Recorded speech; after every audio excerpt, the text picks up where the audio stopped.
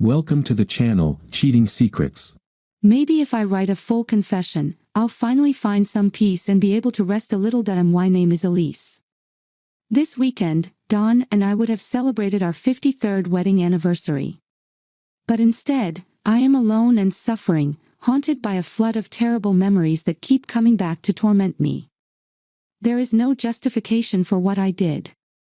Fortunately, the guilt and shame I felt pushed me to straighten myself out and step back from the edge nearly 50 years ago. Why didn't I confess everything back then? Don was from a city in another state. We met when he came here for a business meeting with the company. We had dinner together a few times, and for both of us, it was almost love at first sight. 6 months later, Don arranged everything and got transferred to the local office. About 3 months after he arrived, we got engaged, and 4 months later, we were married. The problem began on our wedding day. We had a beautiful wedding and reception, or at least, I thought it was beautiful until the very end of the reception. Cliff was Don's best man, and that's when the trouble began. Cliff and I had been schoolmates since he moved to our town in the 5th grade. In high school, we started dating and became known as a couple at school. On the night of our graduation party, we slipped away from the event we were attending, and I lost my virginity. We both attended the same university, enrolled in the same engineering program, and spent a lot of time together. I dated very few other boys, while he dated several girls. Cliff was an incredible lover, and I was always happy to crawl into bed with him. We were great lovers, but during the second half of his senior year, we both began to realize that marriage wasn't right for us. There were no real problems between us, but we just seemed to be drifting toward different adult visions of what we wanted out of life. After graduation, he enlisted in the military. During the last year and a half of college, I ended up dating more guys than I had in the previous 6 years combined. During his first leave when he came home, we both confirmed that we weren't right for each other. We agreed to stay friends, and had sex on the last night of his leave, and yes, we did remain friends, and even occasionally had sex afterward.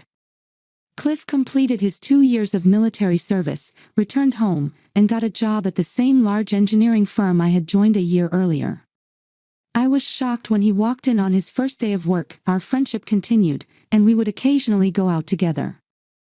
However, 6 months after Cliff returned, he was already married to a pretty girl from a small town on the East Coast where he had been stationed. At the time, I didn't realize that the last 3 times I had slept with him, he was already engaged. Of course, that was the end of my relationship with Cliff. I wasn't hurt at all, and I was genuinely happy for both of them. Now, dear listeners, don't jump ahead, but yes, Don was transferred here. He came for that business meeting just a few months after Cliff got married. As it turned out, Don and Cliff had previously worked together on a project, and they quickly became good friends again. When things started to get serious between Don and me, Cliff never said a word about our past relationship. So it made sense why Don asked Cliff to be his best man. Now, back to the wedding. It was a large event, since I was a relatively prominent and long-standing member of the community.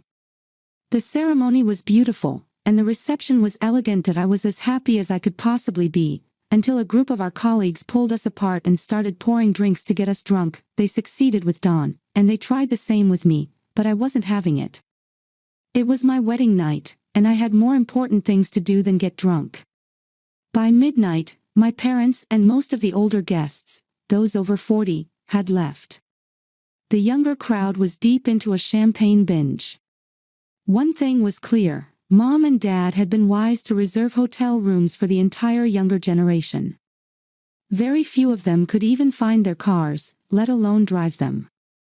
Eventually, I decided I'd had enough and tried to find Don. I found him sitting on a chair, completely out of it. I wanted to cry.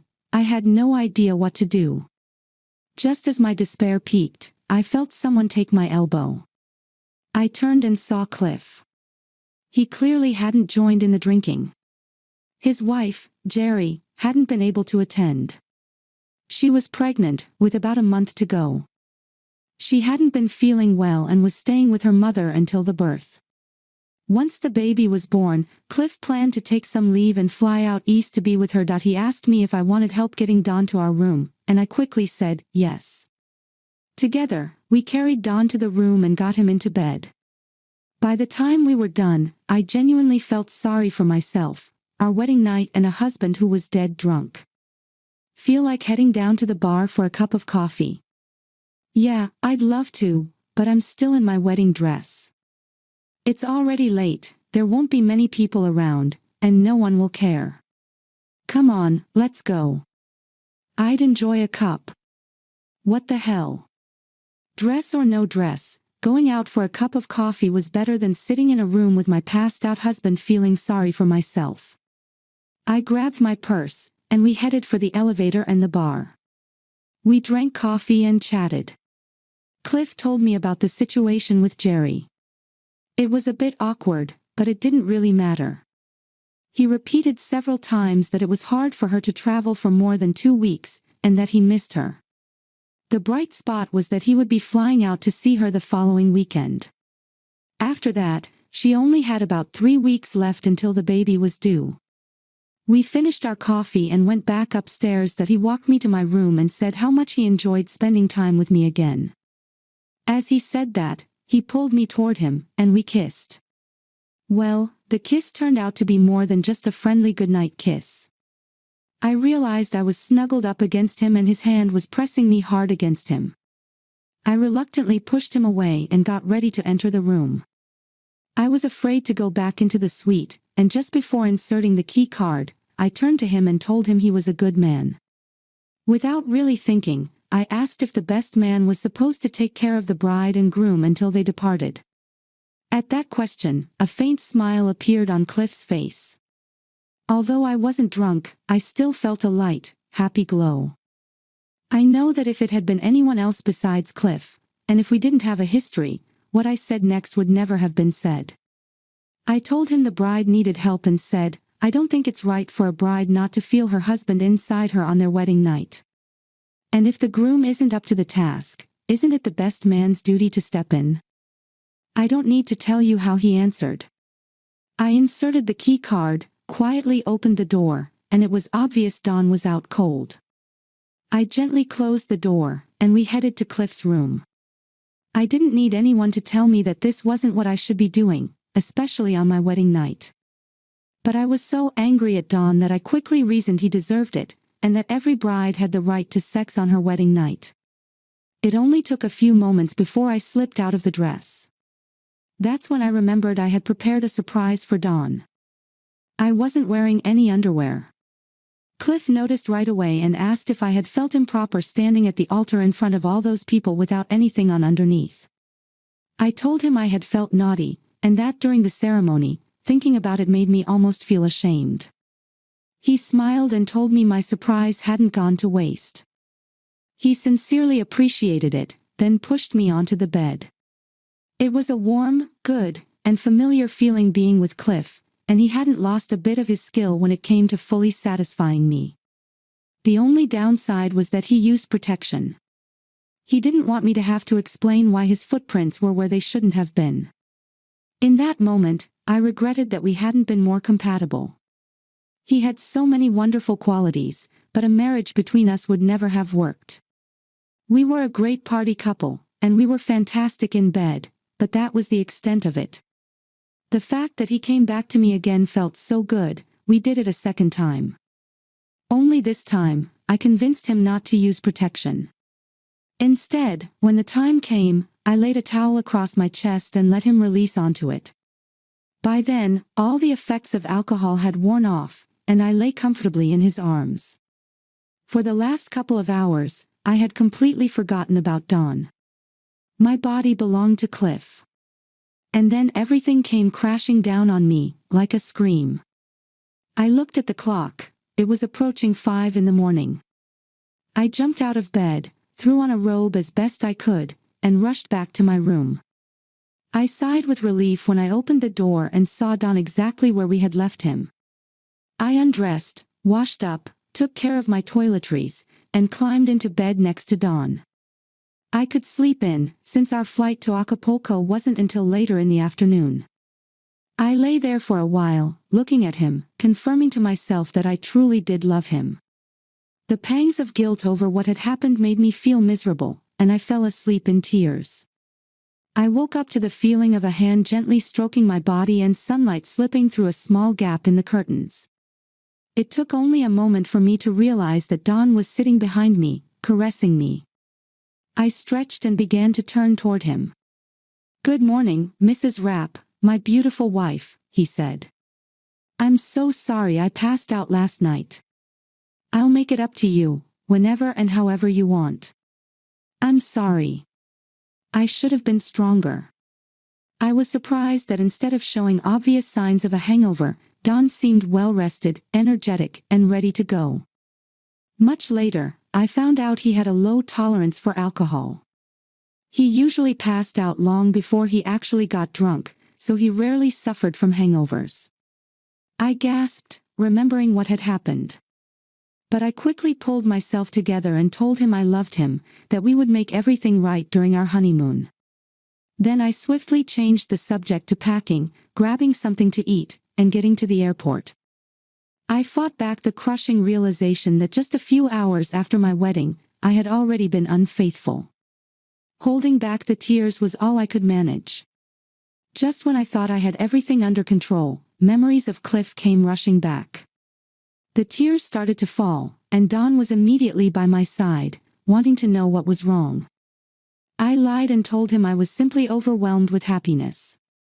We had a wonderful honeymoon and spent many hours together in bed. When we returned, Cliff told us that Jerry was doing well but that the baby would have to be delivered via C-section. It was scheduled for the week after Thursday, and he was planning to fly out east on Tuesday evening. On Friday night, Cliff called and asked if I could come over on Saturday to help him decorate the house for Jerry and the baby. That morning, Don had a tennis match, so I agreed to help. I don't know why I did it, but instead of putting on old work clothes, I wore a pair of tight, short shorts and a tank top. At this point, I should tell you, Cliff and I weren't in love, and we had never been in love. We were lovers. Well, that was just the beginning. After we finished decorating, we ended up in the bedroom, and I enjoyed him again. After that, we would occasionally find excuses to get together for sex. Naturally, we were very careful not to get caught or do anything that might raise suspicion. It went on for about 18 months, until it ended a few months before I gave birth to our first child. The day after I gave birth, I was shocked to learn that Cliff was in the hospital. He had a broken arm and a pretty bad bruise from falling down a staircase at work. I tried to visit him, but he was heavily sedated, and I couldn't say much to him. A couple of days later, I went to see him again. When I arrived, Jerry was just leaving. She told me he would be discharged that afternoon, but she knew he'd be happy to see me. When I reached the door, he motioned for me to come in and closed it behind me. He started talking and pointed out that we were now both parents. In general, his comments boiled down to the fact that he'd done a lot of thinking while in the hospital. We had been cheating on our spouses for some time, and although we had been more than discreet, he was afraid that one day our luck would run out. We didn't want to destroy our marriages, and he felt that now was the right time to end it. His words felt like a slap in the face. We didn't meet that often, but being with him still felt wonderful. I had looked forward to our occasional encounters. But as I listened and thought about it, I had to admit, he was right. I gently kissed him on the cheek and left. I was about halfway home when it hit me. I had to pull off the road and stop in a shopping center parking lot. I nearly drowned in uncontrollable tears. What I had done was unforgivable, and why did I wait for Cliff to be the one to recognize our mistake and end it? How could I have been so careless and unloving toward my perfect husband? I had to ask myself, what the hell was wrong with me that I had let things go this far? There were no ready answers to my thoughts, but once I pulled myself together, I made a promise. Don would always come first in my thoughts and actions, and something like this would never happen again. That was the end of our affair, and I never strayed again. I'm certain Cliff didn't either. I'll admit, at a few parties, We were known to share a lingering glance or a playful touch, but who doesn't? Of course, I never had the courage to confess to Don what I had done or ask for his forgiveness. I just chose to do what was right, and I've done so ever since. Don passed away yesterday at the age of 81. His final words were the most devastating I have ever heard. In a weak voice, he asked, "Why didn't you tell me about your affair with Cliff?" A moment later, he was gone. I was shattered. I left the hospital in tears. I'm sure most people assumed it was natural, that I was grieving the loss of my husband, and I was. But the bitter tears came from the realization that somehow, he had known. He had lived with that knowledge all these years, and I had never been fully honest with him. Today, our lawyer delivered a letter to me. It will haunt me for the rest of my life. The letter is dated 15 days after the birth of our son. Dear Elise, the fact that you're reading this letter means the divorce papers were never delivered. The first thing I want to say is, thank you. Thank you for ending the affair with Cliff, or at least for hiding it so well that I never knew it continued. Your affair started falling apart just before you became pregnant with our first child, David. I was at a restaurant, not one of my usual spots, with a few clients that I overheard a locker room story coming from the booth next to ours. This guy was bragging about having sex with a bride on her wedding night while her husband was passed out. In fact, he said he did it twice at one point. I heard him say that he knew both the bride and groom very well, and that he had been the best man. The story amused me a bit, and I couldn't help but wonder how much truth there was to it. Then I turned my attention back to my clients.